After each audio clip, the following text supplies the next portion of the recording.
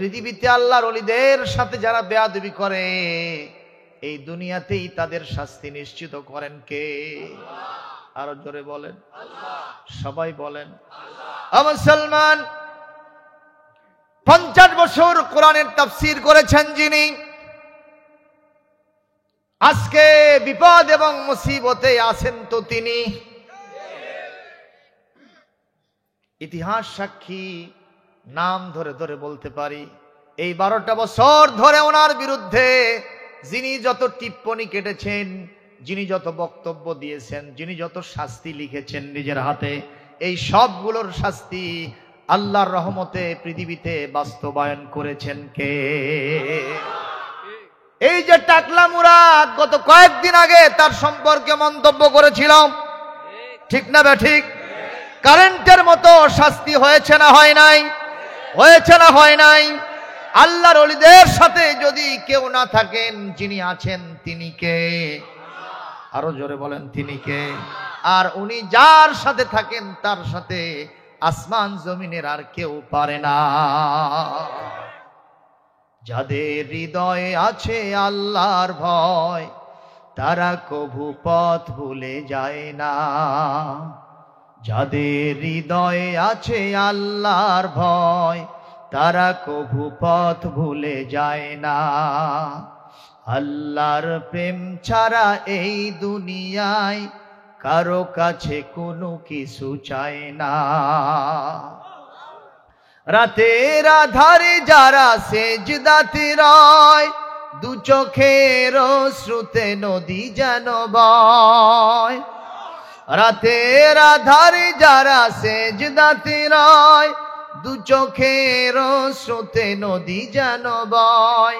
ছলনার হাত ছানি যতই আসুক, ছলনার হাত ছানি যতই আসুক, পিছনে ফিরেও চায় না।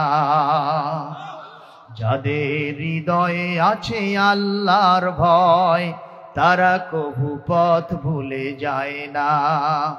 আল্লাহর প্রেম ছাড়া এই দুনিয়ায় কারো কাছে কোনো কিছু চায় না। মুসলিম মোড়া ঘুমিয়ে পড়েছি, ডাকাত ঢুকেছে ঘরে। ইহুদি খ্রিস্টানেরা মোদের ইমান ছিনিয়ে নিল, দেখি নাই খেয়াল করে, ঠিক কিনা? মুসলিম মোড়া ঝিমিয়ে পড়েছি, ডাকাত ঢুকেছে ঘরে। ইহুদি খ্রিস্টানেরা মোদের, বামপন্থীরা মোদের ইমান কেড়ে নিল, দেখি নাই নজর করে। ইমান ইমান বলো রে মুসলিম, ইমান কিয়া তুই সোজা?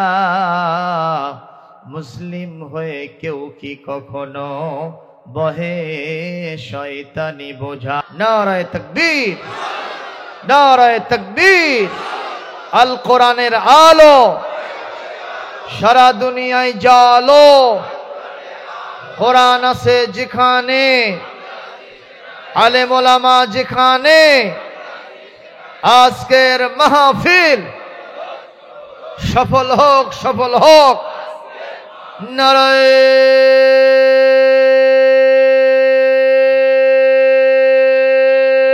তাকবীর। আলহামদুলিল্লাহ। কোন রাজপথে যখন দেওয়া যায় না, কামরা এটি সেরে নিলাম। আলহামদুলিল্লাহ জোরে কোন। অভ্যাসটা থাকুক, সময় আসলে কাজে লাগানো যাবে, ঠিক না ঠিক? ইনশাআল্লাহ আমরা আল্লাহর নামে স্লোগান দিব, তাতে কেউ ঠেকাতে পারিবে না। যারা ঠেকাতে আসবে তাদের ঠেকিয়ে দিবেন কে? আল্লাহ। প্রমাণ আছে না নাই? আছে না নাই? যিনি বললেন ইসলাম নট, আল্লাহ বলছেন তুমি নট, তুমি আউট। ইসলাম এখনো আছে, কিয়ামত পর্যন্ত থাকবে। কে রাখবেন? সুতরাং আমরা ইসলামের পক্ষে থাকব, বলি আমিন। প্রিয় ভাই সকল, পৃথিবীতে আমরা যদি একজন সত্তাকে আমাদের সাথে পাই, তাহলে আমাদের জন্য কোনো চিন্তার কারণ নাই। বলুন তো তিনি কে? আল্লাহ। তাকে সাথে রাখতে চান আপনারা? কোনো সমস্যা নাই তো? ওনাকে সব সময় সাথে রাখবেন, পায়খানাতে গেলেও রাখবেন। অনেকে ভয় পেয়ে গেছে যে পায়খানাতে আল্লাহকে নিয়ে যাব, একটা নিকৃষ্ট কাজ। না, পায়খানাতেও আল্লাহকে রাখতে হবে। সুবহানাল্লাহ বলে। মানুষ নতুন বিয়ে করে অথবা বিবাহের সেই দাম্পত্য জীবনের কোন একটি মোমেন্টে এখন অবস্থান করছেন। বিবাহের সময় যখন ডিউরেশন পিরিয়ড হয়, স্বামী স্ত্রীতে মুজামাত হয়, মোলামাসাত হয়, মুবাশারাত হয়, স্ত্রী সহবাস হয়, তখনও সাথে রাখতে হবে কাকে?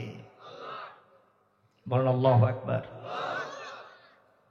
কিন্তু আল্লাহর এক ওলি চিন্তা করেছিলেন, তাফসিরে কাবীর শরীফের লেখক আল্লামা ফখরুদ্দিন রাজি রহমতুল্লাহ আলাইহি, নাওয়ারাল্লাহু মারকাদাহু ওয়া জাআলাল জান্নাতা মাসওয়াহু। মানুষটা কি ছোট মানের না বড় মানের মানুষ? অনেক বড় মানের মানুষ। তো উনি বিয়ে করেছিলেন এক সুন্দরী মেয়েকে। আল্লাহর ওলিদের স্ত্রীরা সুন্দরী হয়, সুবহানাল্লাহ। এ সৌন্দর্য শুধু দৈহিক সৌন্দর্য নয়, এই সৌন্দর্য তাদের ক্যারেক্টার, তাদের তাহজিব তমদ্দুনের ভিতর দিয়েও পরিস্ফুটিত হয়, সুবহানাল্লাহ। একজন মেয়ের চেহারা খুবই সুন্দর, কিন্তু ব্যবহার যা আছে কুকুরের চাইতেও নিকৃষ্ট, কাউয়ার জাতের মতো তার আচরণ। কথা কন না কেন? এই মেয়ে যতই সুন্দরী হোক, তার স্বামীর মনে কি খুশি আছে, আনন্দ আছে, শান্তি আছে, ও বাড়িতেই যেতে চাইবে না। ঠিক না বেঠিক? আমার এক মাহফিল শেষ হয়েছে, কয়েকজন দেখি যে জটলা করে। এক মুরব্বীকে জিজ্ঞেস করলাম, চাচা কি বাড়িতে যাবেন না? কয় যে না বাবা যাব না। কেন? এত রাতে বাড়িতে গেলে ও আমার জন্য দরজা খুলবে না। বিষয়টা কি? সকাল থেকে ঝগড়া হচ্ছে, এখন বাড়িতে গেলে দরজা খুলবে না, সুতরাং এখানেই রাত পাড়ি দিব। প্রিয় ভাই সকল, তাহলে এরকম মানের স্ত্রী যদি হয়, ওই বাড়িতে থেকে কোনো মজা নেই। কিন্তু আল্লাহর ওলি যারা, তারা বিয়ে করেন চারটা কোয়ালিটি দেখে। সুবহানাল্লাহ। কয়টা? কয়টা? কয়টা? এক নম্বর, তুনকাহুল মারআতু লিআরবাইন লিজামালিহা। তুমি যদি সুন্দর হও, তোমার বিবিটাও সুন্দরী হতে হবে। সুবহানাল্লাহ কোন।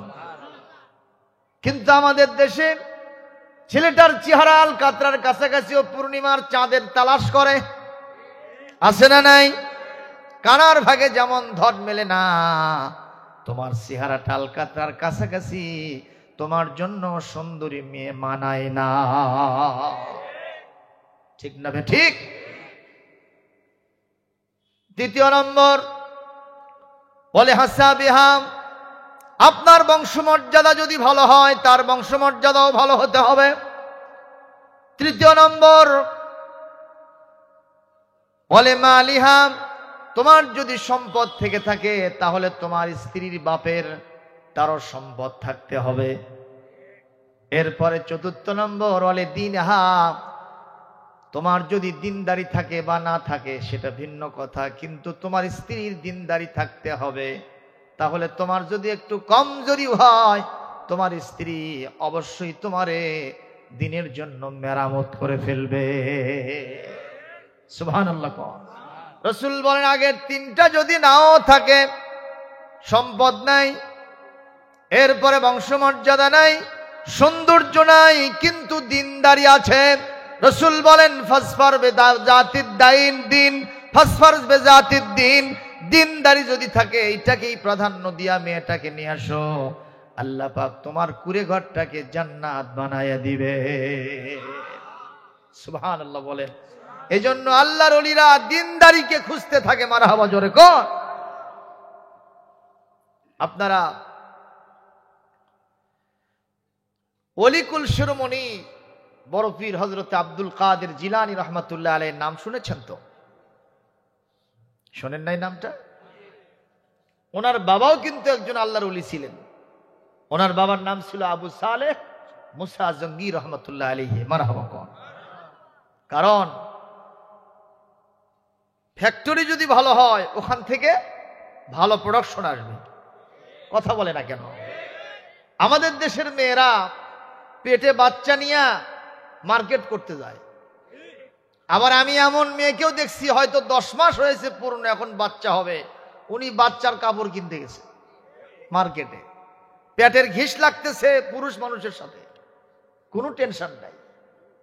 এই মেয়ের পেট থেকে আপনারা বলেন আল্লাহর ওলি হবে? কথা বলেন হবে? এ হবে সন্ত্রাসী, হবে চাঁদাবাজ, এ হবে অস্ত্রবাজ, এ মদখোর, জেনাখোর, ভাঙখোর, তারিখোর। কথা বলেন না কেন? প্রিয় ভাইরা, এই জন্য মা সুন্দরী যেমন হবে, মাকে পর্দানসীন হতে হবে।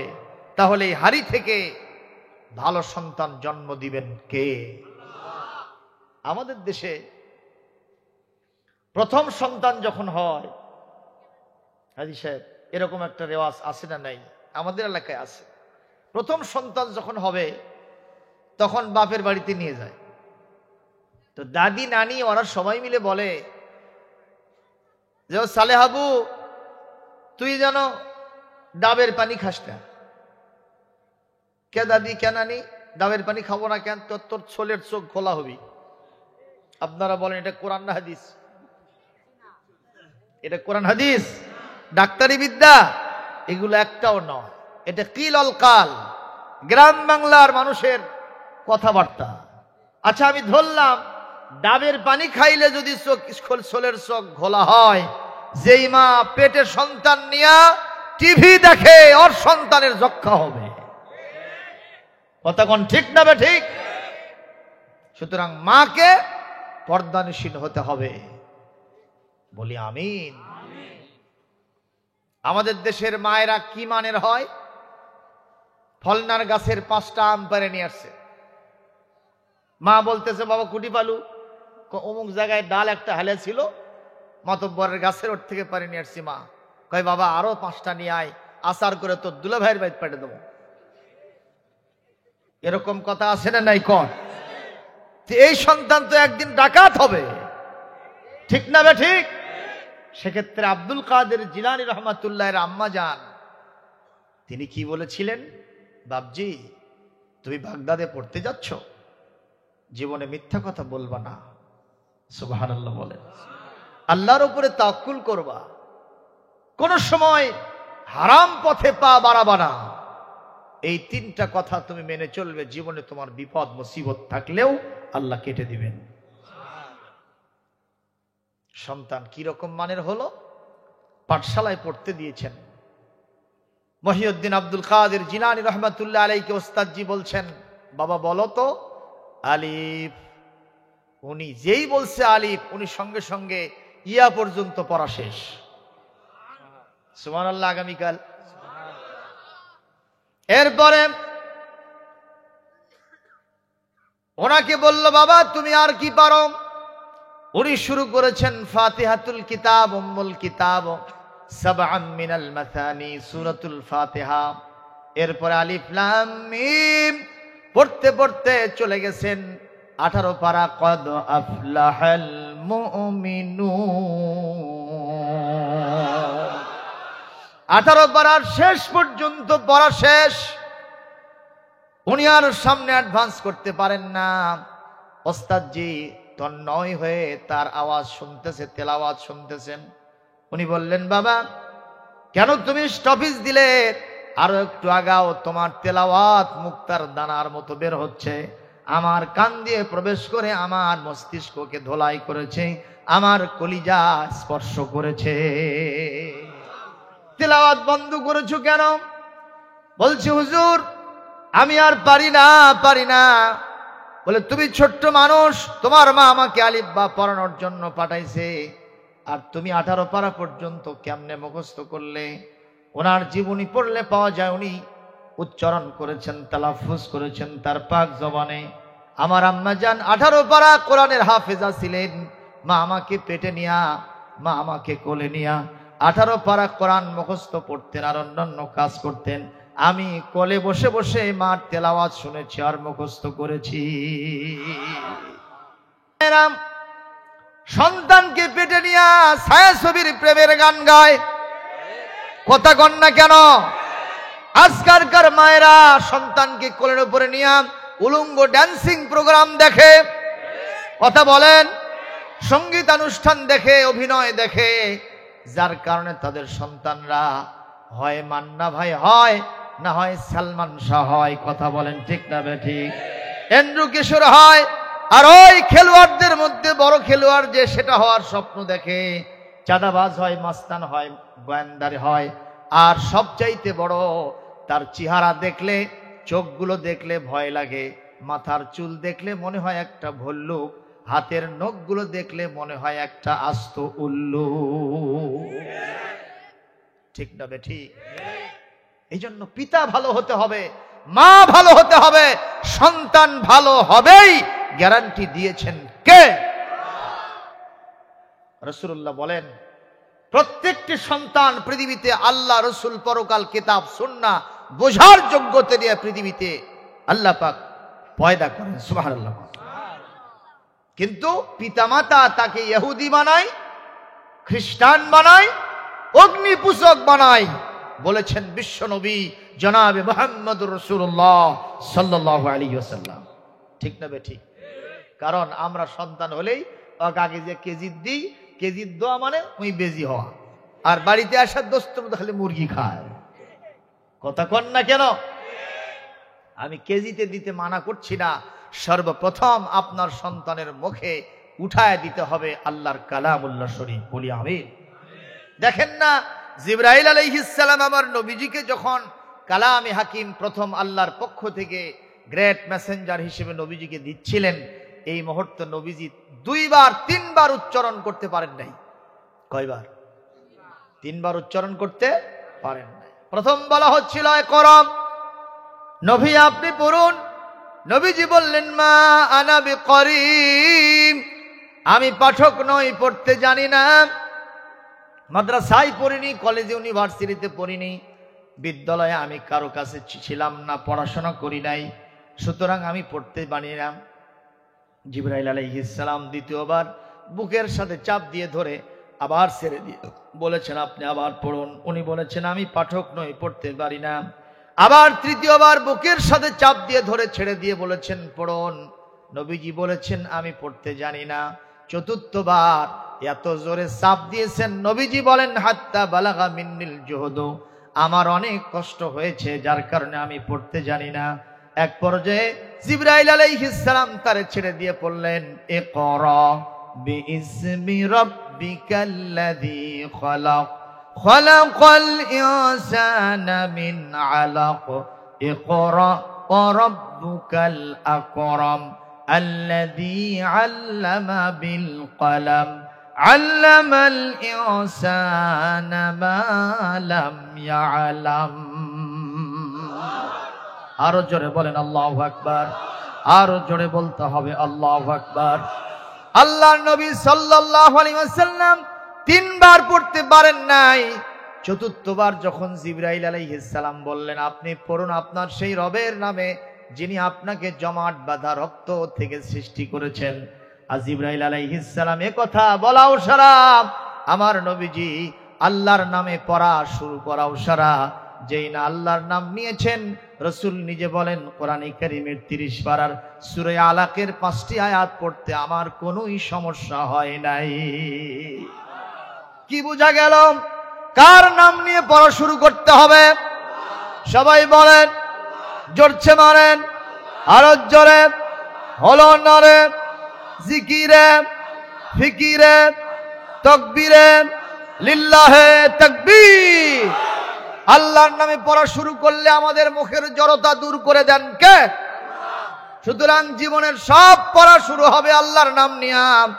আল্লাহ যেন আমাদের সবাইকে কবুল করেন। জোরে বলি আমি বলবো না আপনার সন্তানকে আপনি জেলা স্কুলে পড়াবেন না, আমি তো বলবো না, পড়াবেন, নিশ্চয়ই পড়াবেন। কারণ মুসলমানদেরকে ডাক্তার হতে হবে, কথা বলে না। মুসলমানদের ইঞ্জিনিয়ার হতে হবে, মুসলমানদের বিজ্ঞানী হতে হবে, মুসলমানদের প্রকৌশলী হতে হবে, মুসলমানদের সব কিছুতে অগ্রগামী থাকতে হবে।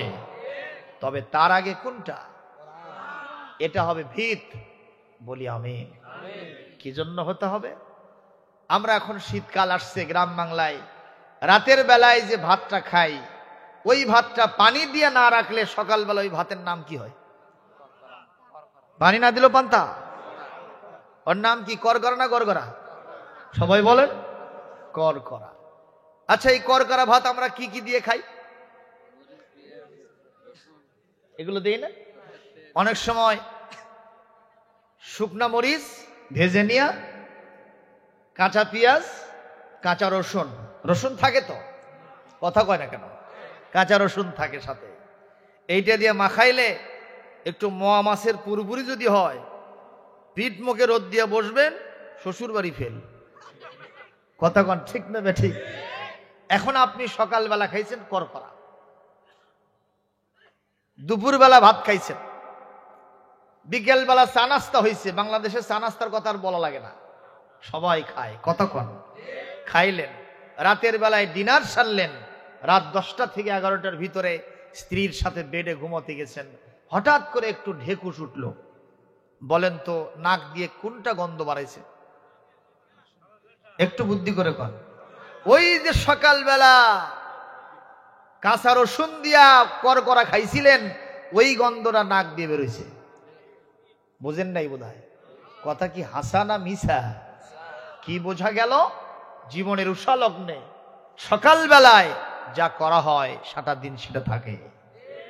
তা আপনার সন্তানকে যদি জীবনের শুরুর লগ্নে প্রাইমারি স্টেজে যদি আপনি তার মুখে আলিফ বা তা সা উঠায় দিতে পারেন, বিসমিল্লাহির রহমানির রহিম উঠায় দিতে পারেন, এক সময় ডিসি হবে, এসপি হবে, এমপি, মন্ত্রী, মিনিস্টার হবে, নিঃসন্দেহে টাকলু মুরাদের মতো তার জীবন হবে না। কথা বলেন ঠিক কিনা? লতিফ সিদ্দিকীর মতো তার জীবন হবে না। এই সন্তান মন্ত্রী পরিষদের যদি প্রাইম মিনিস্টার হয়, প্রেসিডেন্ট হয়, মাঝে মধ্যে মন্ত্রী পরিষদের মিটিং হবে, সিটিং হবে, মাঝে মধ্যে তার মুখ দিয়ে ডাক দিয়ে ঢেকুস বের হবে, সেই ঢেকুস হবে আল্লাহর কোরআনের ঢেকুস। রাজি থাকলে দুহাত তুলে আল্লাহকে দেখাও।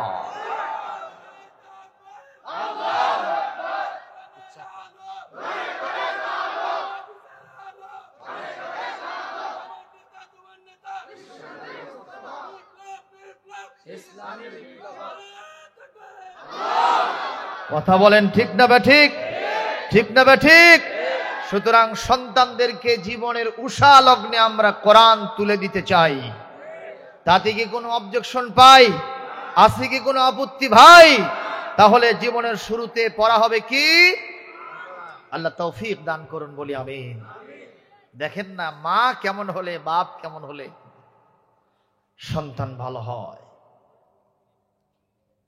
হযরত আব্দুল কাদের জিলানী রহমাতুল্লাহ আলাইহির, আচ্ছা আমার ছাত্র আব্দুল কাদেরকে এখানে দেখলাম নাকি? আপনাদের গ্রামের ছেলে আব্দুল কাদের, আপনার ছেলে কই গেল? আব্দুল কাদের কেন বাড়িতে গেল কেন? মঞ্চে আসো। আব্দুল কাদের আশেপাশে থাকলে তুমি মঞ্চে এসে বসো। আপনাদের গ্রামের কৃতি সন্তান, কোন এক মসজিদের ইমাম না? খুবই ভালো, চরিত্র ভালো, কথাবার্তা ভালো। আমার ছাত্র যদি ইমাম হয় তাহলে আমার মর্যাদা কমে নাকি? আমার মর্যাদা আরো বাড়ে। সুবহানাল্লাহ। সুতরাং আমি ওকে ওখানে বুঝতে পারছিলাম না, যখন ওঠে তখন বুঝতে পেরেছি। আশেপাশে থাকলে একে নিয়ে এসে মঞ্চে বসান। কষ্ট পাবেন আপনারা তাতে? প্রিয় ভাইয়েরা, মহিউদ্দিন আব্দুল কাদের জিলানী রহমতুল্লাহ আলাইহির আব্বা আবু সালে মুসা জঙ্গি রহমতুল্লাহ আলাইহি, তিনি জঙ্গলে ইবাদত করতেন, এজন্য জঙ্গি কয়। আমাদের দেশে জঙ্গি কাক কয়? যে অস্ত্রবাজ হয়, ঠিক না? মানুষকে বোমা মেরে গুলি করে ইসলামের মধ্যে ঢুকতে চায়, তাদেরকে জঙ্গি বলা হয়। আসলে তা নয়। জঙ্গি উনি ওই জঙ্গলে বসে আল্লাহর ইবাদত করতেন। অনেকদিন পর একটু ক্ষুধা লাগছে, উনি ওখান থেকে বের হয়ে নদীর কিনারে দিয়ে হাঁটতেছেন। তো যখন হাঁটেন তখন ওনার ক্ষুধা নিবৃত্ত হয় নাই, এক জায়গায় ক্লান্ত হয়ে বসে গেছেন, অপলক নেত্রে নদীর দিকে চেয়ে আছেন। স্রোত যাচ্ছে, তো দেখেন যে স্রোতের টানে একটা আপেল ফল ওই নদীর স্রোতের ভিতরে ভেসে যাচ্ছে। ওনার খিদে আছে পেটে। খিদে থাকলে ওই যে পূর্ণিমার চাঁদ যেন ঝলসানো রুটি, কতক্ষণ না কেন?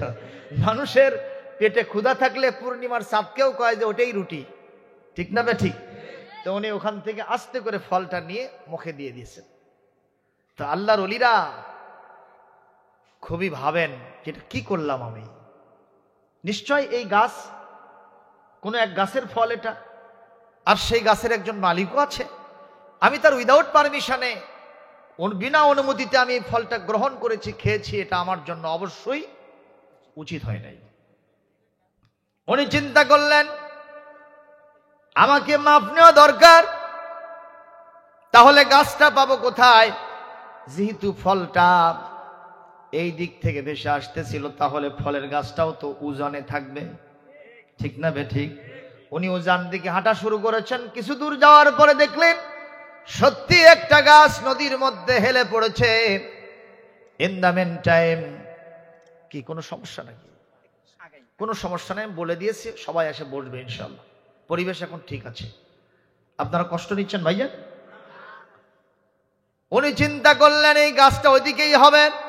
কিছু দূর যাওয়ার পরে দেখলেন সত্যি নদীর ধারে একটা গাছ, আপেল ফলের গাছ, নদীর দিকে হেলে পড়েছে। এবার লোকদের জিজ্ঞেস করলেন এই গাছের মালিকটাকে?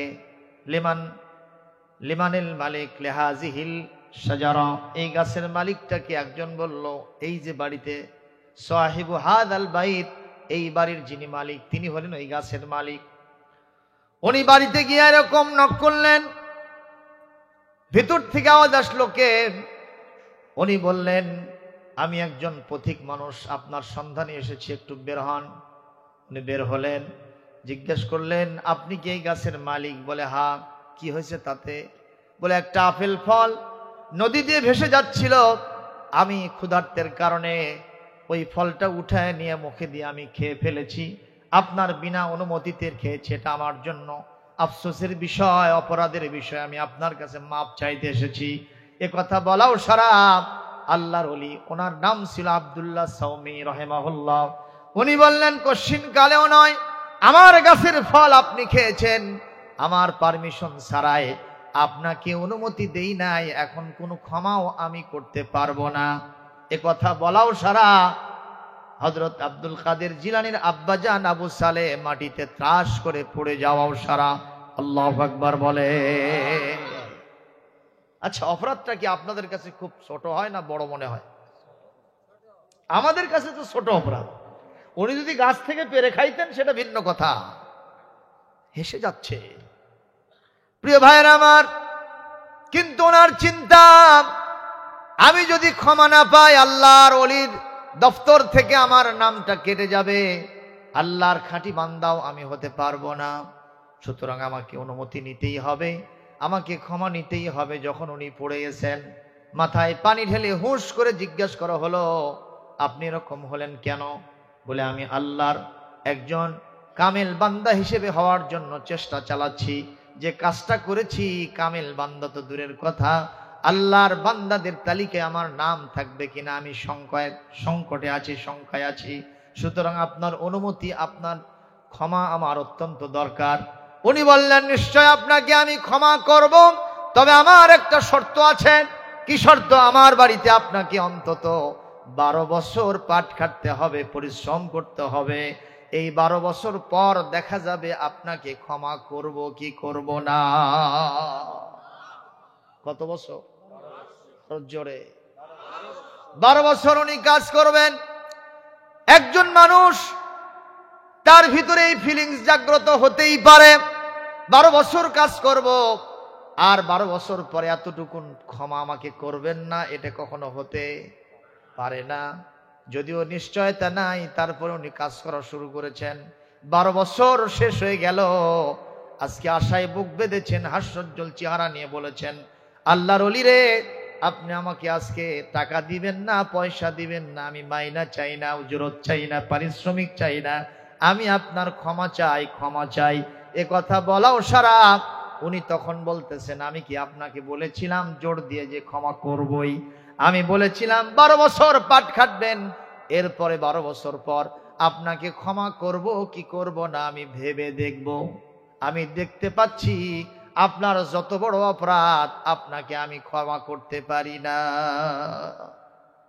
আল্লাহু আকবার বলে, আল্লাহু আকবার বলে। ভাইরা আমার, কষ্ট হচ্ছে নাকি আপনাদের? আলোচনা তো শুরু হয় নাই, ভূমিকা দিচ্ছি কেবল, মুকদ্দমা ইন্ট্রোডাকশন চলছে। ভাইরা আমার, আল্লাহর ওলি বললেন, সত্যি করে বলছি আপনি এরকম কেন বলেন? ক্ষমা ছাড়া আমার নিস্তার নাই, ক্ষমা করতেই হবে। আব্দুল্লাহ সাওমি গাছের মালিক বললেন, আমি আপনাকে আরেকটি শর্তের বিনিময়ে ক্ষমা করতে পারি, সেটা হলে এই, আপনাকে দেখে আমার পছন্দ হয়েছে। সুবহানাল্লাহ। আল্লাহর ওলিদের চেহারা ভালো হয় না খারাপ হয়? জোরে বলেন। এই পৃথিবীতে আল্লাহর ওলিদের সাথে যারা বেয়াদবি করে, এই দুনিয়াতেই তাদের শাস্তি নিশ্চিত করেন কে? আরো জোরে বলেন। সবাই বলেন। মুসলমান, 50 বছর কোরআনের তাফসীর করেছেন যিনি, আজকে বিপদ এবং মুসিবতে আছেন তো তিনি। ইতিহাস সাক্ষী, নাম ধরে ধরে বলতে পারি, এই 12টা বছর ধরে ওনার বিরুদ্ধে যিনি যত টিপ্পনী কেটেছেন, যিনি যত বক্তব্য দিয়েছেন, যিনি যত শাস্তি লিখেছেন নিজের হাতে, এই সবগুলোর শাস্তি আল্লাহর রহমতে পৃথিবীতে বাস্তবায়ন করেছেন কে? এই যে টাকলা মুরাদ, গত কয়েকদিন আগে তার সম্পর্কে মন্তব্য করেছিলাম, ঠিক না ঠিক? কারেন্টের মতো শাস্তি হয়েছে না হয় নাই? হয়েছে না হয় নাই? আল্লাহর ওলিদের সাথে যদি কেউ না থাকেন, যিনি আছেন তিনি কে? আরো জোরে বলেন, তিনি কে? আর উনি যার সাথে থাকেন তার সাথে আসমান জমিনের আর কেউ পারে না। যাদের হৃদয়ে আছে আল্লাহর ভয়, তারা কভু পথ ভুলে যায় না। যাদের হৃদয়ে আছে আল্লাহর ভয়, তারা কভু পথ ভুলে যায় না। আল্লাহর প্রেম ছাড়া এই দুনিয়ায় কারো কাছে কোনো কিছু চায় না। রাতের আধারে যারা সেজদাতে রয়, দু চোখের শ্রুতে নদী যেন বয়। রাতের আধারে যারা সেজদাতে রয়, দু চোখের শ্রুতে নদী যেন বয়। ছলনার হাত ছানি যতই আসুক, ছলনার হাত ছানি যতই আসুক, পিছনে ফিরেও চায় না। যাদের হৃদয়ে আছে আল্লাহর ভয়, তারা কভু পথ ভুলে যায় না। আল্লাহর প্রেম ছাড়া এই দুনিয়ায় কারো কাছে কোনো কিছু চায় না।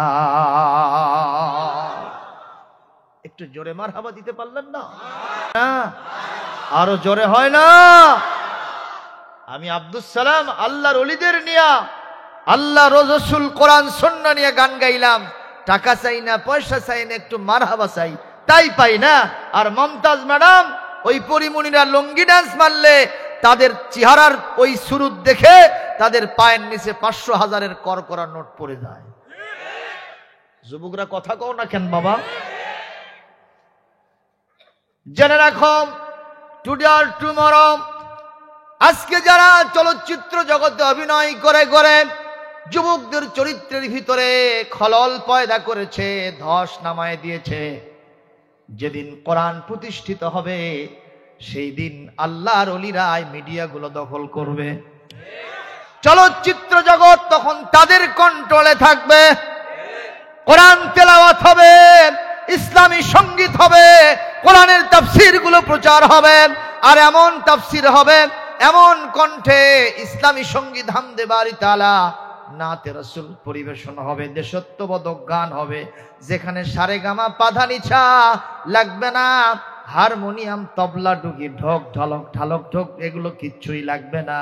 সুন্দর করে কণ্ঠ দিয়ে যখন বলবে, তখন তোমরা যারা আজকে যুবকদের চরিত্র কণ্ঠ দিয়ে নষ্ট করছো, ভিক্ষার ঝুলি নিয়ে রাস্তায় বের হলেও জীবন চলবে না। এমন একটা দিন আসুক, তা কি আপনারা চান? কারা কারা চান? দুহাত তুলে আবার আল্লাহকে দেখান।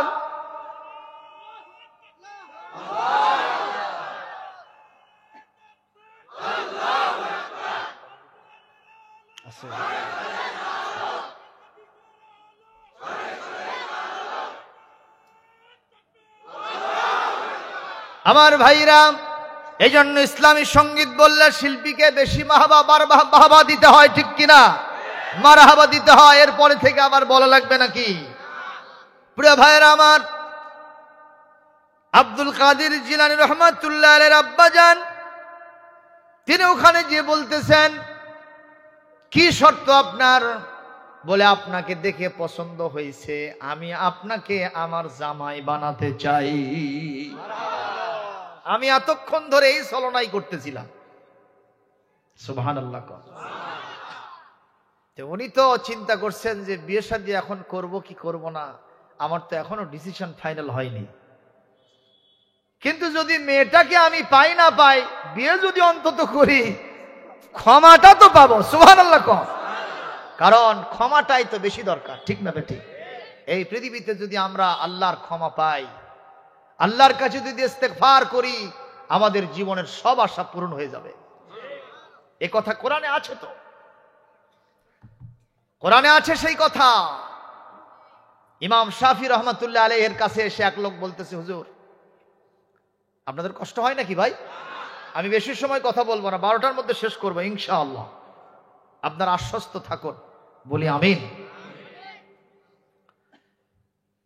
ইমাম শাফির কাছে এসে একজন লোক বলছে যে, হুজুর আমি বিয়ে করেছি 14 বছর বা তার চেয়ে বেশি, কিন্তু সন্তান হয় না, একটু দোয়া করেন। তুমি আল্লাহর কাছে ক্ষমা চাও। সুবহানাল্লাহ। এরপর আরেকজন আসছে, উনি ওখানে পাশে বসে আছেন। আরেকজন এসে বলতেছে, হুজুর জমিনে ফসল লাগাইছি, কিন্তু সব চিটে হয়ে যায়, একটু পদ্ধতি বলে দেন কিভাবে ফসল বাড়বে। কয়, আল্লাহর কাছে ক্ষমা চাও। সুবহানাল্লাহ। কাল কইন। আরেকজন বলতেছে, হুজুর আমাদের এলাকায় একটা বিশাল নদী আছে, সেই নদীর পানি কোনোদিন শুকায় না, দুকুল ছাপিয়ে নদী প্রবাহিত হয়, খরস্রোতা নদী থাকে, কিন্তু এবার নদীর পানি শুকিয়ে পোড়া লেগেছে, খটখটা হয়ে গেছে, নদীতে কেমনে পানি বাড়বে, একটু পদ্ধতি বলে দেন। উনি বললেন, আল্লাহর কাছে ক্ষমা চাও। আপনারা বলেন, কেউ যদি ডাক্তারের কাছে যায় আমার পাতলা পায়খানা হয়েছে, কেউ যদি যায় আমার ডায়াবেটিস হয়েছে, কেউ যদি যায় আমার হার্টের ব্যারাম হয়েছে, ডাক্তার সাহেব 3 জনকেই যদি প্যারাসিটামল দেয়, তাহলে রুগীরা তার কাছে চিকিৎসা নেবে তো? কথা কন না। ওই রুগী কি তার চেম্বারে থাকতে পারবে না? হাতে করা লাগবে, শ্বশুর বাড়ি যাওয়া লাগবে কিনা? কথা কয় না। ক্ষোভ হবে কিনা, বিক্ষোভ হবে কিনা, আন্দোলন সংগ্রাম হবে কিনা তার বিরুদ্ধে? হুজুর একজন বলল সন্তান হয় না, আপনি তার জন্য একটাই ট্রিটমেন্ট দিলেন। আরেকজন বলল ফসল হয় না, তার জন্য একটাই ট্রিটমেন্ট দিলেন। আরেকজন বলল নদীতে পানি হয় না, আপনি তার জন্য একটাই ট্রিটমেন্ট দিলেন। কিছুই বুঝলাম না। উনি বললেন, আপনারা রাগ করবেন না, তবিবুল আতিব্বা, পৃথিবীতে যিনি মহা ডাক্তার, তার নাম হলো আমার আল্লাহ। এই ট্রিটমেন্ট আমি দেই নাই, আমার আল্লাহ দিয়েছে। আল্লাহু আকবার। কোরআন কারীমের সূরা নূহ এখানে 11-12 নম্বর আয়াতে আল্লাহ পাক বলেন, ফাকুলতুস্তাগফিরু রাব্বাকুম ইন্নাহু কানা গফফারা ইউরসিলিস সামাআ আলাইকুম মিদরারা ওয়া يمددكم بأموال وبنين ويجعل لكم جنات ويجعل لكم أنهارا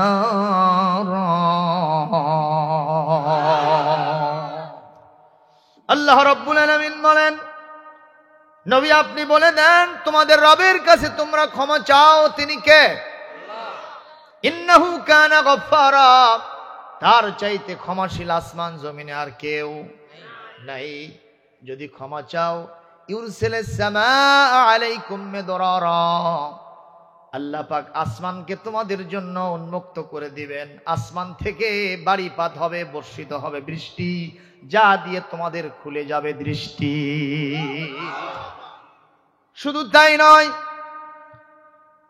ওয়ায়ুমদিদকুম বিআমওয়ালিন ওয়া বানিন, তোমাদের ধন সম্পদের পরিমাণ বেড়ে যাবে, তার মানে তোমাদের ফসল বাড়বে। ওয়া বানিন, সন্তান সন্ততির অবস্থা যদি কম হয়, আল্লাহর কাছে ক্ষমা চাইলে আল্লাহ পাক সন্তানের ব্যবস্থাও করে দিবে। জোরে বল আল্লাহু আকবার। মুসলমান, পৃথিবীতে বনি আদম বেশি হলে ইসলামের জন্য লাভ না লস? কিন্তু সমাজ বলে দুটি সন্তানের বেশি নয়, একটা হলেই ভালো হয়। আর কয়েকদিন পরে হলে বলবে যে একটাও ভালো নয়। কথা কন না কেন? কিন্তু আমার নবীজি বলেন, কি সুন্দর কথা, তাজাওয়াজুল ওয়াদুদুল বুলুদ ফাইন্নী মুকাথিরুম বিকুমুল উমাম ইয়াউমাল কিয়ামা। তোমরা ওই বংশে বিয়ে করো যেই বংশের মেয়েদের সন্তান সন্ততি বেশি হয়, আমার উম্মতের পরিমাণ বেশি হবে। কাল কিয়ামতে কোটি কোটি উম্মত নিয়া কিয়ামতের বিশাল ময়দানে আমি পদার্পণ করব। আল্লাহু আকবার। বেশি কম, আরো জোরে কোন? দুনিয়ার ময়দানে যে নেতার মিছিলে জনসংখ্যা বেশি হয়, ওই নেতার সাহস বাড়ে না কমে? ওই নেতার শক্তি বাড়ে না কমে? ওই নেতা খুশি না বেজা? তো আমার বিশ্ব লিডার সাইয়্যিদুল মুরসালিন, খাতামুন নবিয়্যিন, শাফিউল মুজনিবিন, রাহমাতাল লিল আলামিন জনাবে মুহাম্মদ রাসূলুল্লাহ তার উম্মতের সংখ্যা, মিছিলের সংখ্যা, জনসংখ্যা বেশি কামনা করেছেন। উম্মত তার সাথে ডিফার করেছে, উম্মতের ভাগ্যে অবশ্যই খারাপ আছে। ঠিক না বেঠিক? নবীজির কথার উল্টা চলে এই দুনিয়ায় আমরা শান্তি পাই নাই। বলেন, সন্তান যদি আপনার হাতে থাকতো তাহলে আমার আপনার চাইতে ডাক্তাররাই বেশি পাইত। এই যে পপুলার ডায়াগনস্টিক সেন্টারে কয়েকজন ডাক্তার বসে যাদের সন্তানই নাই, ওনাদের সব ফেল, আসে আমার কাছে কান দেয় আর কয়, হুজুর কি করা যায়? আল্লাহু আকবার কর। তা আমার আল্লাহ তো কোরআনে বলেই দিয়েছে এইটা করো, সব আশা পূরণ হয়ে যায়। সুবহানাল্লাহ। আহমদ শরীফ একটি হাদিসের প্রামাণ্য গ্রন্থ, মুসনাদে আহমদ, 40,000 হাদিস লিখেছেন ইমাম আহমদ ইবনে হাম্বল রাহমাতুল্লাহ আলাইহি। সুবহানাল্লাহ। বিশাল গ্রন্থ আহমদ শরীফ। ওনার লেখক, এটার লেখক ইমাম আহমদ বিন হাম্বল। তিনি সফর করতেছেন, নিজেকে জাহের করেন নাই। আমাদের দেশে হাউয়া খাউয়া, আলেমে রাব্বানি, কুকিল কণ্ঠী, আরেফে রাব্বানি, সারা গায়ে চুলকানি, খালি আছে কুতকুতনি, এরকম কিছু হুজুর আছে না নাই? কি আর হুজুর হয়েছে? সাইনবোর্ডের পরিমাণই বেশি। কথা কর না? হুজুর সামনে চলিতেছে, পিছনে খালি ট্রাক আর ট্রাক। আছে না নাই? সম্মানিত উপস্থিতি, কিন্তু আল্লাহর যারা জাইয়েদ ওলি তারা নিজেদেরকে কখনো জাহের করে নাই, মৃত্যুর পর তাদেরকে চেনা গেছে। কথা কোন হুজুর? ইমাম আহমদ বিন হাম্বল রাহমাতুল্লাহ আলাইহি দিনের কাজে সফর করতেছেন, হাদিস সংগ্রহ করবেন বলে। গভীর রাত হয়ে যাচ্ছে, এক জায়গায় এশার নামাজের জন্য মসজিদে ঢুকলেন। নামাজ শেষ হয়ে গেল, নিঃসন্দেহে মসজিদের দরওয়াজা বন্ধ হবে না, খোলা থাকবে? সবাই চলে গেল, সর্বশেষ কে থাকেন? মুয়াজ্জিন থাকেন, খাদেম সাহেব থাকেন। উনি বলছেন, হুজুর সব গেল, আপনি বসে আছেন কেন? কয়, বাবা আমি এক মুসাফির মানুষ, তোমাদের মসজিদে একটু আশ্রয় নিতে চাই, আজকে রাত্রে থাকতে চাই, তাতে কি কোনো আপত্তি পায়? আছে কি কোনো অবজেকশন ভাই? এ কথা বলাও সারা, সঙ্গে সঙ্গে মুয়াজ্জিনের কাছ থেকে কোনো আপত্তি পাওয়া সারা। মুয়াজ্জিন বলতেছে, কমিটির নিষেধ, রাতের বেলায়, দিন সময় খারাপ, কে যে সেখানে জঙ্গিবাদী করবে, সুতরাং মসজিদে থাকার কোনো সুযোগ নাই, আমি দিতে পারবো না। উনি অগত্যা ওনার সামানা নিয়া দু চোখের পানি ছেড়ে দিয়া, শীতের কঠিন রাত, বরফ পড়তেছে, রাস্তা দিয়ে হাঁটা শুরু করেছেন। রাস্তা দিয়ে যখন যান, রাত শবে কাজেবের সময়, এখন শবে সাদেক হবে, এই সময় দেখেন এক হোটেল দরজা খুলেছে, এখন চুলায় আগুন ধরাইছে, বাবুর্চি এসে ওখানে রুটি পাক করবে কিংবা অন্যান্য পাক করবে। উনি চিন্তা করলেন বড়ই কষ্ট হয়, আগুন পাইছে একটু আসময়, ঠিক না বে ঠিক? উনি ওখানে গিয়ে চুলার পারে বসলেন আর বাবুর্চিকে বললেন, ভাই ও বাবাজি রে, আমি যদি একটু আগুন পোয়াই, একটু আঁচ পোয়াই, তাতে কি তোমার কোনো অবজেকশন আছে? বলে, না, আমার কোনো অবজেকশন নাই, আপনি ইচ্ছা করলে এখানে বসে আগুন পোয়াতে পারেন, আমার সমস্যা নাই। ইমাম আহমদ বিন হাম্বল রাহমাতুল্লাহ আলাইহি আগুন পোয়াইতেছেন। যখন তিনি আগুন পোয়ান, নজর করে দেখেন ওই বাবুর্চি সাহেব, আমাদের দেশের বাবুর্চিরা সাধারণত একটু হিজড়া মার্কা হয়, কথা কয় না? বসো, মঞ্চে বসো, বলেন তো কি মার্কা হয়? আরো জোরে কন। হিজড়া চেনেন আপনারা? আমার সাথে মাঝে মধ্যে বনানি মোড়ে দেখা হয়, এমন সাজা সুজা থাকে, বুঝছেন? আমি যখন যে ওদের সাথে দেখা, আমি আল্লাহ কুচাত হলো নাকি? আর কুশাত হবে কেন? এখন তো চেয়ারম্যান হয়ে গেছে, কথা কয় না বারে, আছে না নাই কন? হিজড়া কি জিনিস আমি বুঝি বাবা।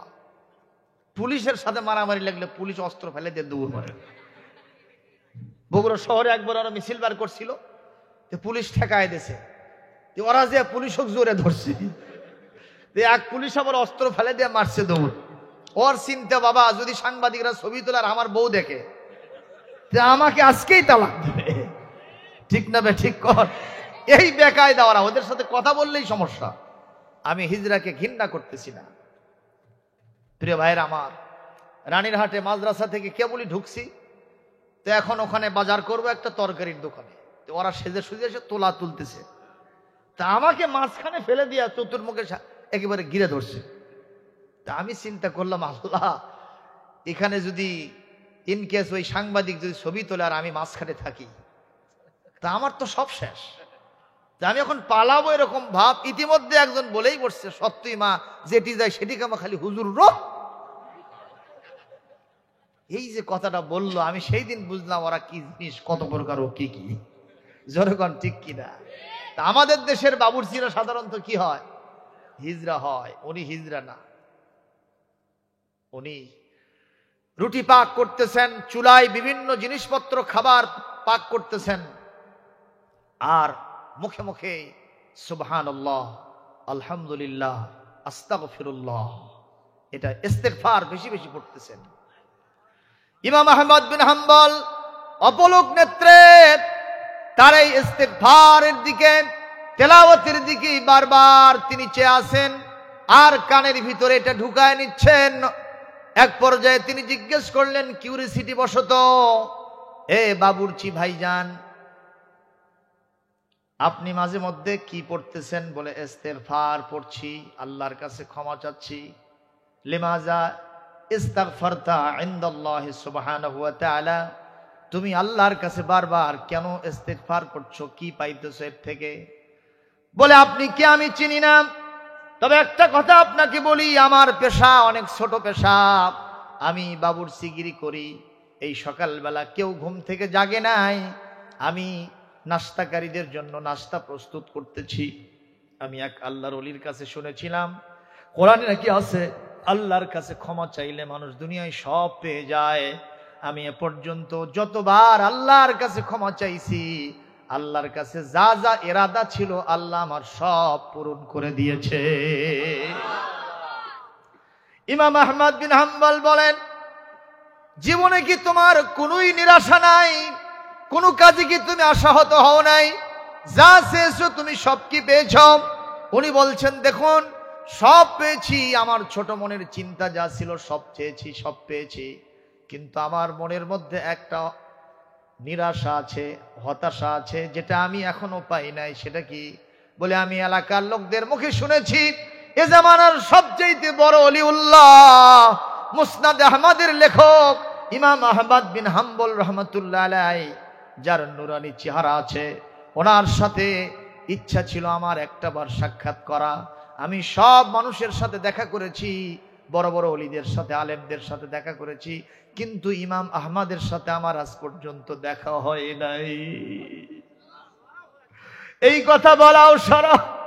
ইমাম আহমদ বিন হাম্বল রহমাতুল্লাহ আলাইহি দুচোখের পানি ছেড়ে দিয়ে বলতেছেন, এ বাবুরসি, সত্যি আমান আসদাকু মিনাল্লাহি কিলা আমান আসদাকু মিনাল্লাহি হাদিসা, আমার আল্লাহর চাইতে সত্যবাদী আর কেউ নাই রে। আমার আল্লাহ যে ওয়াদা করেছেন ইস্তেগফার করলে উনি সব পূরণ করবেন। আমি আল্লাহকে হাজের নাজের জেনে বলছি, তোমারও সব পূরণ হয়েছে। যেটা ছিল তুমি জেনে রাখো, তোমার সেটাও আজকে পূরণ হয়ে গেল। আমি কেউ না, আমি সেই ইমাম আহমদ বিন হাম্বল। লিল্লাহে তাকবীর, লিল্লাহে তাকবীর। প্রিয় ভাইয়ের আমার, আল্লাহ যদি সাথে থাকে আমাদের আর কিছুই লাগবে না। কি বলেন, ঠিক না বেঠিক? আল্লাহকে আমরা সাথে পেতে চাই, চাই ভাইজান, আল্লাহকে সাথে পেতে চাই। যদি চাই, বেশি কিছু না, 5টা কাজ করতে হবে। কয়টা? একটা হাত দেখান, একটা হাত দেখাবেন, তাহলে 5টার কাম হবে। কয়টা কাজ করবেন? আসুন, কোরআনে কারীমের 5 নম্বর সূরা আয়াত নম্বর 12 আল্লাহ পাক বলছেন, ওয়ালাকাদ আখাযাল্লাহু মিসাক বানী ইসরাঈল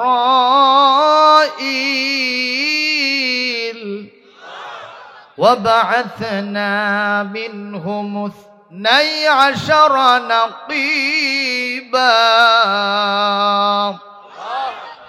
وقال الله إني معكم لئن أقمتم الصلاة।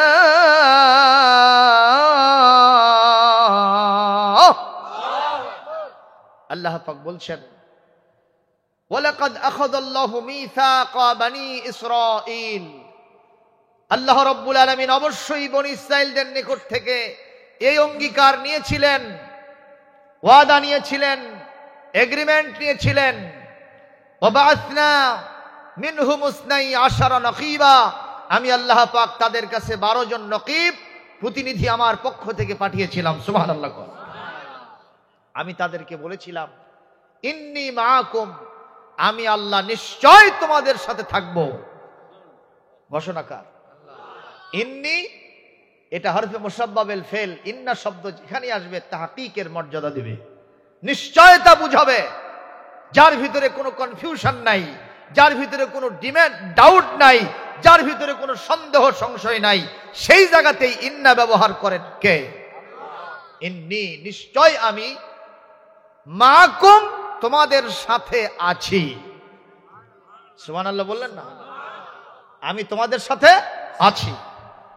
যদি 5টা শর্ত পূরণ করো, যার প্রথম নম্বর শর্ত হলো লা ইন আকামতুমুস সালাহ,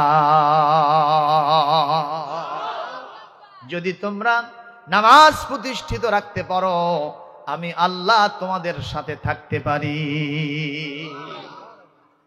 যদি জিজ্ঞাসা করি এশার নামাজ পড়ে আসছেন কারা কারা, না না হাত তুলবেন না, কারণ যারা পড়ে আসেনি আপনি হাত তুললে তারা কি হবে?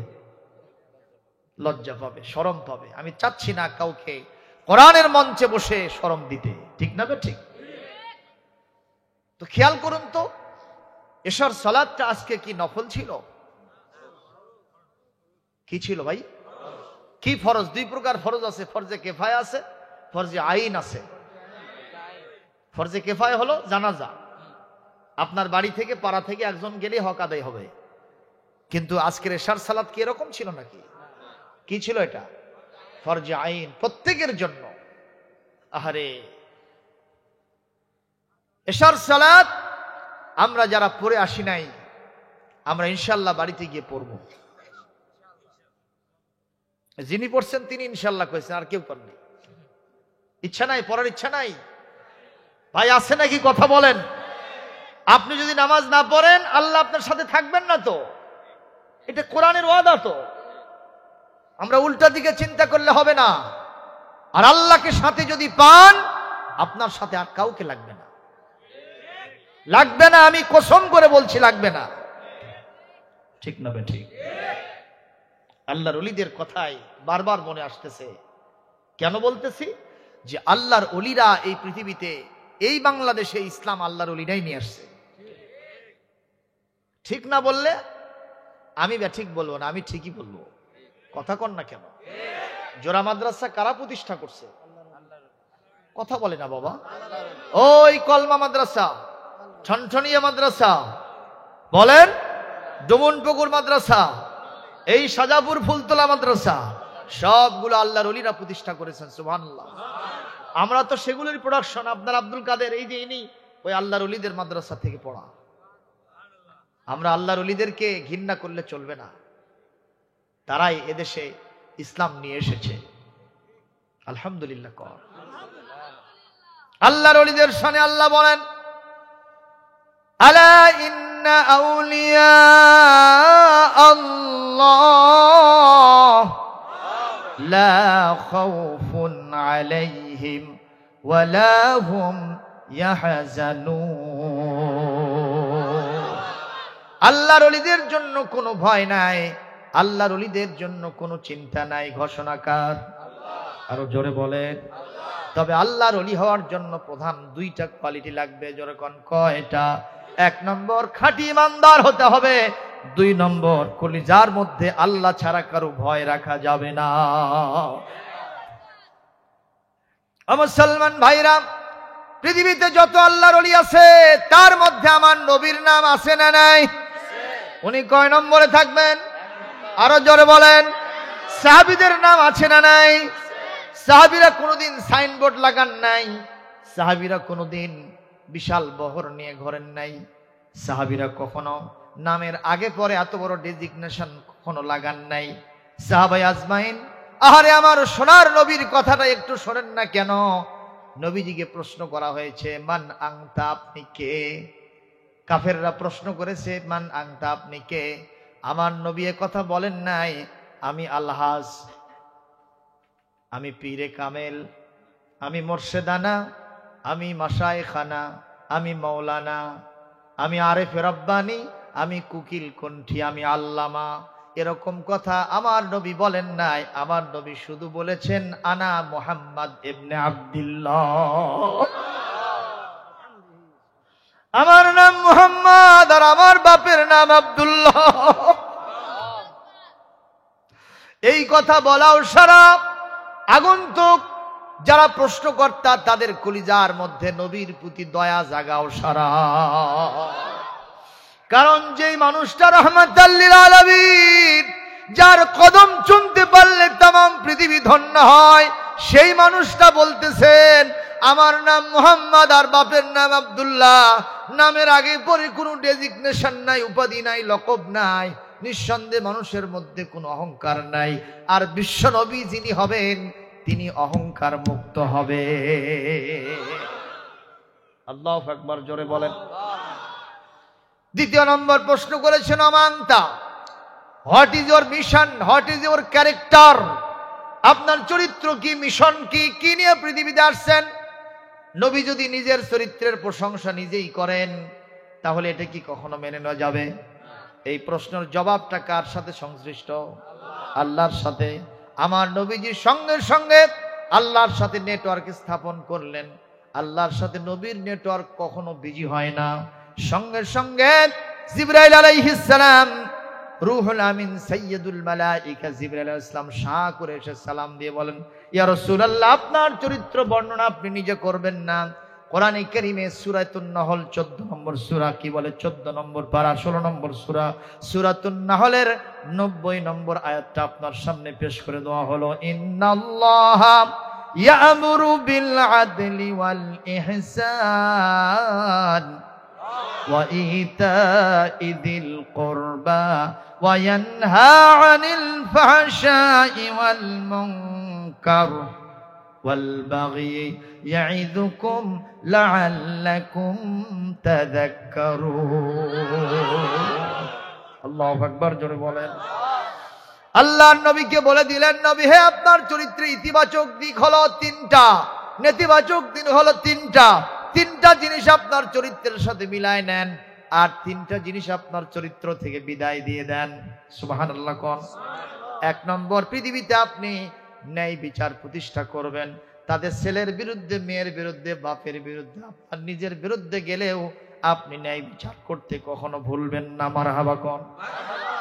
2 নম্বর, ওয়াইতাই দিল কুরবা। 2 নম্বর হলো ইহসান। আপনি পৃথিবীতে মানুষের সাথে ইহসান করবেন, ভালো ব্যবহার করবেন, যা পাবে তার চেয়ে বেশি দিয়ে দিবেন। নিজে কম নিবেন, নিজে খাইবেন না, মানুষকে খাওয়াবেন। এটা আপনার চরিত্রের দিক। কেউ যদি আপনাকে ইট পাথর মারে, আপনি তার দিকে ফুলের তোড়া, ফুলের পাপড়ি নিক্ষেপ করবেন। কেউ যদি আপনার বাপ মা তুলে গালি দেয়, আপনি তাকে গালি দিবেন না, আপনি তার জন্য জান্নাতের হেদায়েতের দোয়া করবে। আর 3 নম্বর, ইতাই দিল কুরবা। নিকটাত্মীয়র হক আদায় করবেন। নিকটাত্মীয়কে মুসলমান বানানোর জন্য এমন পরিস্থিতির সৃষ্টি হবে, কান্নাকা বাখিউন নাফসাকা। আল্লাহু আকবার বলেন। আহারে, লাআল্লাকা বাখিউন নাফসাক। হে নবী, হে এমন অবস্থা আপনার হচ্ছে যেন আপনার আত্মীয়কে আপনি ইসলামের মধ্যে ঢুকানোর জন্য নিজের জীবনটাও সংহার করে দিবেন। না না, ইন্নাকা লা তাহদি মান আহবাবতা ওয়ালাকিন্নাল্লাহ ইয়াহদি মান ইয়াশা ওয়া হুয়া আ'লামু বিল মুহতাদিন। আল্লাহু আকবার, জোরে বলেন। মিয়া, কোরআনের কথা বললে আপনাদেরকে শুনতে মন চায় না? আজকের আলোচনা চলছে কোথা থেকে? সবাই বলেন আরো জোরে। কোরআনের কথা শুনলে লাভ না লস? গোটা পৃথিবীতে আজকে কোথাও আলো নেই, শুধু অন্ধকার, ঠিক না? আমেরিকাকে আমরা উন্নয়নের রোল মডেল হিসেবে গ্রহণ করি, পৃথিবীর সুপার পাওয়ার হিসেবে আমেরিকাকে, ব্রিটেনকে আমরা মানি, ঠিক কিনা? কিন্তু আমার দৃষ্টিটা একটু ভিন্ন। পৃথিবীতে যদি পাগলের সংখ্যা কোনো দেশে বেশি থাকে, সেই দেশটার নাম হলো আমেরিকা। সবচেয়ে বেশি পাগল। কিভাবে? আমাদের দেশের যুবকরা তাও কিছুটা সভ্য আছে। ওরা করে কি জানেন? মাথার চুল সব দিক থেকে কামায় নেয়া মাথার উপরের দিকে তালপট্টির ডিপ বানায় রাখছে, আর চতুর্দিকে মোবাইল নাম্বার লিখছে, বাড়ির নাম্বার লিখছে, গাড়ির নম্বর লিখছে। আপনারা কন, এই কাজগুলো কি ভালো মানুষের না পাগলের? আরো জোরে কন। শুধু তাই নয়, শুধু তাই নয়, একজন পুরুষ মানুষ আরেকজন পুরুষ মানুষকে যৌন কামনা চরিতার্থ করার জন্য ব্যবহার করবে কি?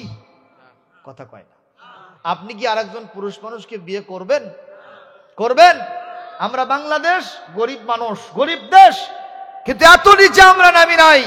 পুরুষে পুরুষে বিয়ে হবে, কিন্তু যাদেরকে আমরা উন্নয়নের রোল মডেল বলছি, আমাদের জন্য আদর্শ বলছি, যাদেরকে আমরা বলছি পৃথিবীর পরাশক্তি, সেই দেশে পার্লামেন্টে আইন পাশ হয়েছে একজন পুরুষ আর একজন পুরুষকে বিয়ে করতে পারবে।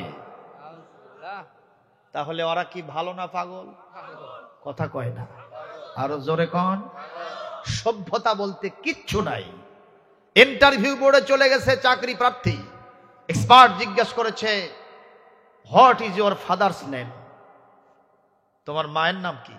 কি বলে? তোমার পিতার নাম কি? কিসের নাম? ফাদার মানে পিতা। তোমার বাপের নাম কি?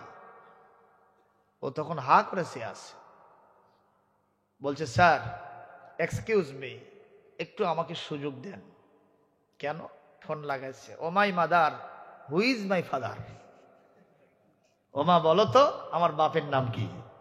তার মানে ইনি সাহেব জানেন না ওনার বাপের নাম কি। ওখানে লেখা হয় কি? ও দেশে ছেলের নামের শেষে কি লেখা হয়? কথা বলেন রে বাবা। মায়ের নাম লেখা হয়। কেন মায়ের নাম লেখা হলো? একজন সন্তান তার পিতার পরিচয় জানে না, এর থেকে হতাশা, এর থেকে ব্যথা বেদনা আর কিছু হতে পারে না। কথা বলেন না কেন? মা তখন আসমকে একজনের নাম বলছে, যার চরিত্রের খবর নাই, যার চেহারা দেখলে আস্ত একটা পাগল। এই কথা বলাও সারা, সন্তানের মনের মধ্যে একটু উল্টা পাল্টা হও সারা। যার নাম আমার মা বলল, এর 14 গোষ্ঠীও আমার পিতা হতে পারে না। কারণ ওর সাথে আমার চরিত্রের কখনো মিল হয় না। আল্লাহু আকবার বলেন। এটা যখন হলো না, আবার বলছে মা এটা আমার পছন্দ হলো না, তুমি বলো। বলছে তাহলে অমুক। কায়দা না বেকায়দা? কথা কয় না বাবা। কায়দা না বেকায়দা? এইবার ছেলেটা এক্সপার্টের নিকট থেকে, এক্সটার্নালের নিকট থেকে ছুটি নিয়ে ওখান থেকে বের হয়ে মায়ের কাছে গেছে। মা ভালো করে কো আমার বাপের নামটা কি? মা তখন আরেকটার নাম বলছে। ইতিমধ্যে কয়টা হলো? আরো জোরে জোর হলো না? আবার বলেন কায়দা না বেকায়দা? কায়দা না বেকায়দা? আমাদের দেশের কায়দা একটা নুরানি আর একটা বগদাদি, এর নাম হলো বেকায়দা। তিনটা যখন বলেছে, ছেলে ক্ষোভে বিক্ষোভে কান্নায় জমিনে পড়ে গেছে। আমা কি বলো তুমি? তিনজনের নাম কেমনে বলো? কেন বলে আপনারা কি বোঝেন নাই? এই গাভী জানে না কোন ষাঁড়ের বিচে বাছুর পৃথিবীতে আসছে। কথা কোন ঠিক কিনা? তিনজনের নাম যখন হয়েছে, আদালতে ছেলেটা মামলা দিয়েছে, পিতৃ পরিচয় আমাকে দিতেই হবে, আমি এমন সন্তান, বাপের নামটা আমি জানি না, হবে না হবে না। আমি হায়ার এডুকেটেড পারসন, চাকরি প্রার্থনা করতে গেছি, সেখানে বাপের নাম লিখতে পারি নাই, আমাকে পিতৃ পরিচয় করে দিতে হবে। আদালতে মেয়েটারে ডাকলো, আর একজনের নাম বললো। কয়টা হলো? এই চারজনের ডিএনএ টেস্ট করা হয়েছে, চারজনের সাথে সন্তানের কোনো মিল হয় নাই। এবার আরেকজনকে ডাকা হলো, পঞ্চম জনের সাথে তার ডিএনএ টেস্ট করে তারপরে মিল হয়েছে। আপনারা বলেন একজন সন্তানের পিতা কি 5 জন হতে পারে? সেই দেশ কি কখনো উন্নয়নের রোল মডেল হতে পারে? তাহলে জবাব দেন, আমেরিকায় আলো আছে না অন্ধকার? আমেরিকায় আলো না অন্ধকার? তাহলে আমেরিকায় আলো নেই। আমাদের পার্শ্ববর্তী দেশ, যেটাকে আমরা আমাদের জন্য আদর্শ মনে করি, দাদা বাবুদের দেশের ভিতরে কি অবস্থা? আপনারা কি কোনোদিন গরুর ছানা খাইছিলেন? কথা কন। কি সুন্দর মিডিয়ার মাধ্যমে আমরা দেখলাম, সুন্দর করে ছানা আসতেছে, সুন্দর করে হাউজে কাউসারের মতো খাচ্ছে। কথা কন আছে না নাই? আবার দেখলাম গোবরগুলো সব পানি বানাইছে, ওই গোবর আবার গোসলের মগ দিয়া এরকম করে নিয়ে মাথায় ঢালতেছে। আপনারা বলেন ভাইজান, তাহলে ওই দেশের লোকেরাও কার মধ্যে, অন্ধকারে না আলোতে? আরো জোরে বলেন কাতে আছে? এই দুইটা দেশের কথাই বললাম। আর পৃথিবীতে যা চলছে আলো বলা যায় না। কোরআনে কারীমের ভাষায় এরা আছে জুলুমাতে, এরা আছে জাহালতে, এরা আছে অন্ধকারে। আলো দিতে পারে যে কিতাব, আওয়াজ দিয়ে বলেন তার নামটা কি? কবিতাই বলে, ও মুসলমান দাঁড়াও তুমি, সাথে নিয়ে যাও কোরআন খানি। বলেন, ও মুসলমান দাঁড়াও তুমি, সাথে নিয়ে যাও কোরআন খানি।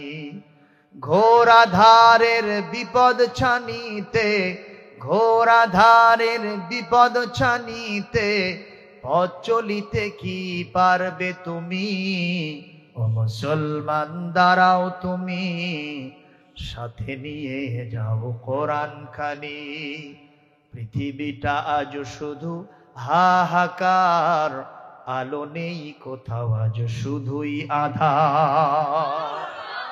পৃথিবীটা আজ শুধু হাহাকার, আলো নেই কোথাও, আজ শুধুই আধার। কোরআনে দিতে পারে আলোর দিশা, কোরআনে দিতে পারে আলোর দিশা। থাকুক সেথায় যত অন্ধকারী, সাথে নিয়ে যাও কোরআন খানি। ও মুসলমান দাঁড়াও তুমি, সাথে নিয়ে যাও কোরআন খানি। একটু মারহাবা জোরে হলো না? আরো একটু জোরে হলো না? সুতরাং আজকের মাহফিলে আমি ওপেন সেক্রেট আব্দুল সালাম বলতে চাই, সব মতবাদ দেখা শেষ, এবার আল কোরআনের বাংলাদেশ, আল কোরআনের সবগুলো দেশ। ঠিক না বেঠিক? ন্যাশনালিজম দেখেছি, ক্যাপিটালিজম দেখেছি, সেকুলারিজম দেখেছি, কমিউনিজম দেখেছি, সব ইজম, সব মতবাদ আমরা বস্তা বোঝা মতবাদ হিসেবে কাছে পেয়েছি, ওগুলো আমার ব্যক্তিতে, পরিবারের, সমাজ এবং রাষ্ট্রে কোথাও আমাকে শান্তি, মুক্তি, নিরাপত্তা দিতে পারে নাই। সুতরাং ১৫০০ বছর আগে বিশ্বনবী যে মহাগ্রন্থ আল কোরআনের মাধ্যমে মক্কা মহানগরী মদিনাতুল মুনাওয়ারায় একটি সুন্দর, সুখী, সমৃদ্ধশালী সমাজ কায়েম করেছিলেন, তারই আদালতে, তারই আদালে খুলাফায়ে রাশিদা আবু বকর, ওমর, উসমান, আলী রিদওয়ানুল্লাহি তাআলা আলাইহিম আজমাইন যে সুন্দর খেলাফতের রাষ্ট্র কায়েম করেছিলেন, ওই রাষ্ট্র যদি আমরা আবার শান্তির সমাজ কায়েম করতে চাই, আল কোরআনের বিকল্প নাই। জোরে বলুন ঠিক কিনা? সেই কোরআনের সমাজ কায়েম হোক। আজকের অডিয়েন্স যদি চান, দুহাত তুলে আবার আল্লাহকে দেখা।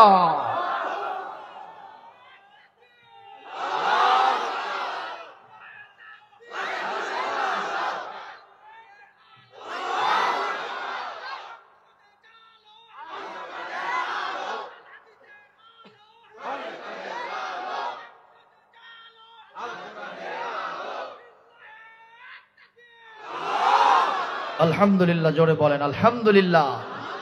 আলহামদুলিল্লাহ, আমার দেশের সব দলেরাই কোরআনের পক্ষে আছে।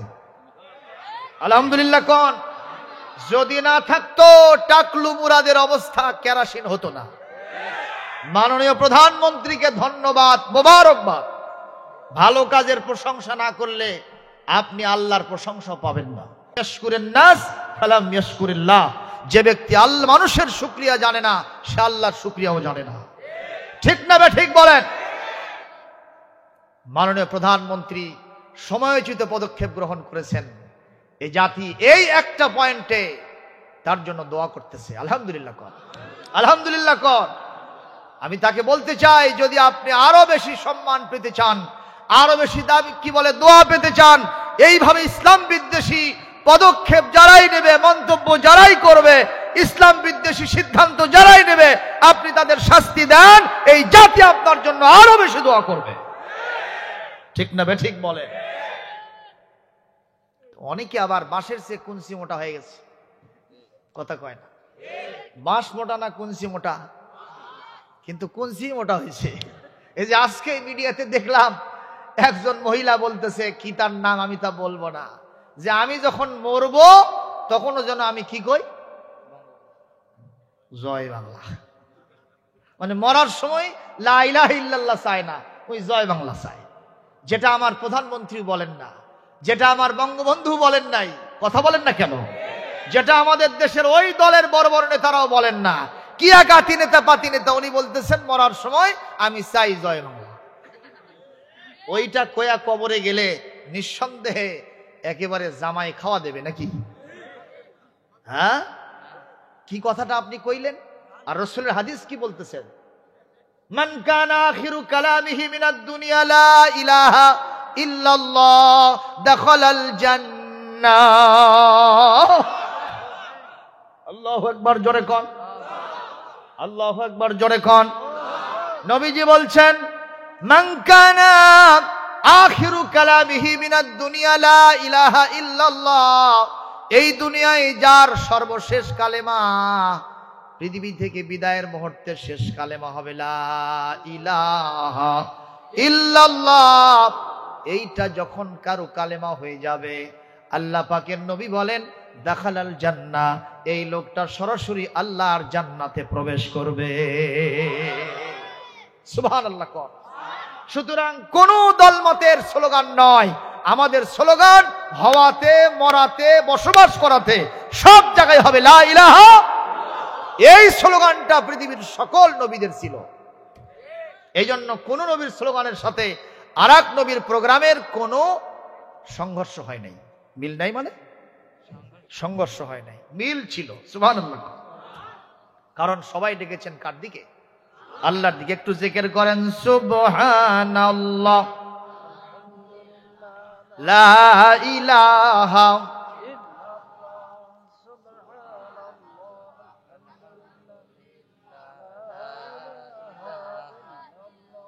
লা ইলাহা, জোরে লা ইলাহা, লা ইলাহা ইল্লাল্লাহু মুহাম্মাদুর রাসূলুল্লাহ সাল্লাল্লাহু আলাইহি ওয়াসাল্লাম। প্রিয় ভাইরা আমার, কষ্ট হচ্ছে আপনাদের?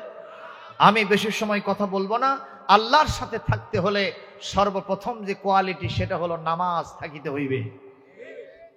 ঘোষণাকার আমরা কি নামাজ পড়তে রাজি আছি? সবাই মারা যাব ভাই, কোন দিন যাব তাও জানি না, ঠিক না? ঠিক। একটা অন্ধকার ঘরের ভিতরে সাপ ছেড়ে দিয়েছেন, সেই সাপটা হয়তো ওই কর্নারে আছে, কিন্তু আমাকে যদি বলা হয় একটু চৌকটের ধারে আস্তে করে পা দেন, তো পারবো কি? কারণ আমার চিন্তা থাকবে সাপটা এখানেও থাকতে পারে। সুতরাং মৌত যে আমাদের হবে, কোন সময় হবে আমরা জানি না, কে জানেন? আমি যুবকে আছি, আমি কিশোরে আছি, আমি বৃদ্ধতে আছি। সুতরাং আমি যে আগে যাব, অন্যরা পরে যাবে, তার কোনো ইশারা নাই। আমিও আগে যেতে পারি, সেও আগে যেতে পারে। আসার সিরিয়াল আছে, যাওয়ার সিরিয়াল নাই। সুতরাং মৌতের প্রস্তুতির 1 নম্বর অংশ, আল্লাহকে সাথে রাখার একমাত্র অংশ, আমরা নামাজ কায়েম করব, বলি আমিন। 2 নম্বর, আমাদের উপরে যদি জাকাত ফরজ থাকে, জাকাত দিতে হবে, বলি আমিন। 3 নম্বর, আমরা আমাদের আল্লাহর যে রসুলগণ আছেন, সেই রসুলদেরকে, আমাদের রসুলদের প্রতি ঈমান আনতে হবে, বলি আমিন। এবং সেই রসুলদেরকে আমাদের সাহায্য করতে হবে। রসুলদের সাহায্য করা মানে দ্বীনের সাহায্য করা। রসুলগণ নিরন্তর প্রচেষ্টা চালায়া দ্বীন প্রতিষ্ঠার জন্য কাজ করেছেন, ঠিক না? ঠিক। এক্ষেত্রে কোনো বাতিলের সাথে তারা আপোষ করেন নাই, ঠিক না? ঠিক। সুতরাং তারা যেভাবে কাজ করেছেন, তাদের ওই ডিউটিগুলি, মিশনগুলি আমাদের কাঁধে চেপে নিয়ে সে কাজ চালাতে হবে, তাহলে রসুলদেরকে সাহায্য করা হবে। সর্বশেষ, ওয়া আকরাতুমুল্লাহ করদান হাসানা, আল্লাহকে করদে হাসানা দিতে হবে, যেটা আলহামদুলিল্লাহ আজকে আমরা দিয়ে দিলাম। আলহামদুলিল্লাহ, এটা আল্লাহকে করদে হাসানা দিলেন। এই টাকা পয়সা আমাদেরকে কে দিছেন? কথা কয় না। আবার আমরা কাকে দিলাম? আল্লাহ। উনি আবার বলতেছেন, এটা যখন আমাকে দিছো, তোমাদের জীবনের সব গুনাহ খাতা আমি মাফ করে দিব। শুধু তাই নয়, ওয়ালা উদখিলান্নাকুম জান্নাতিন তাজরি মিন তাহতিহাল আনহার, দুধের নহর, মধুর নহর, শরাবের নহর, নির্মল ঝর্ণাধারা পানির নহর, যেই জান্নাতের তলদেশ দিয়ে প্রবাহিত, সেই জান্নাতে আমি তোমাদেরকে অবশ্যই ঢুকায় দেব। ঢুকতে না চাইলেও ঢুকায় দেব। লা উদখিলান্না, এটা বাবে ফাল থেকে এসেছে। আর বাবে ফালের খাসিয়ত হলো, যারা মাদ্রাসার ছাত্র শিক্ষক আছেন তারা বুঝবেন, বাবে ফালের খাসিয়ত হলো মুতাআদ্দির ফায়দা। অর্থাৎ আমি ঢুকবো না, কিন্তু আল্লাহ আমাকে বাধ্য করে জান্নাতে ঢুকায় দিবেন। আকবরী হোটেলে যদি কাউকে জোরে সোরে ঢুকায় দেয় বাধ্য করে, তাহলে এটা তার জন্য বদনসিব না খুশনসিব? তার মানে ওখানে মার হবে না খাওয়া হবে? কথা কয় না, কি হবে? হ্যাঁ। আর যদি কেউ বগুড়া জেলখানায় জোর করে ঢুকায় দেয়, আকবরী হোটেলের পাশে একটা থানা আছে না? কথা কয় না, কি থানা ওটা? সদর থানা। ওখানে যদি কেউ কাউকে জোর করে ঢুকায় দেয়, তাহলে তার নসিব কি, বদ না ভালো? কথা বলেন। কারণ ওখানে বিরিয়ানি হবে না, ওখানে হবে মার। কথা কয় না। সুতরাং আমরা যদি আল্লাহর জান্নাতে, আল্লাহ যদি আমাদেরকে জোরে সোরে ফেরেশতাদের মাধ্যমে জান্নাতে ঢুকায় দেন, এরকম খুশ নসিব যদি আমরা পেতে চাই, তাহলে আমাদের কাজ করতে হবে কয়টা? 5টা।